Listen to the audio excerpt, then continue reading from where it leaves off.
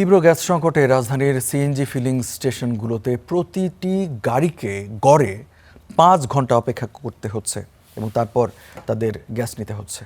এতে চালকদের দিনের বড় অংশ নষ্ট হচ্ছে পাম্পেই। এমন ভোগান্তিতে প্রতিদিন ক্ষোভ বাড়ছে গ্রাহকদের। এদিকে আরপিজিসিএল জানিয়েছে যে শনিবার ভোর থেকে সামিট এলএনজি টার্মিনালে সরবরাহ বেড়েছে, যদিও ফিলিং স্টেশনগুলোতে গ্যাসের চাপ বাড়াতে দেখা যায়নি।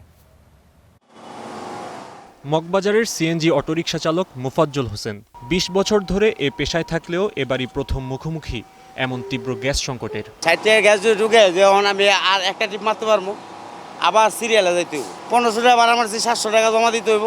এই যে গ্যাস নিলাম ৬০ টাকা, এখন আর টিপ মারলাম। এই পরিস্থিতি থেকে রেহাই নেই অ্যাম্বুলেন্সেরও।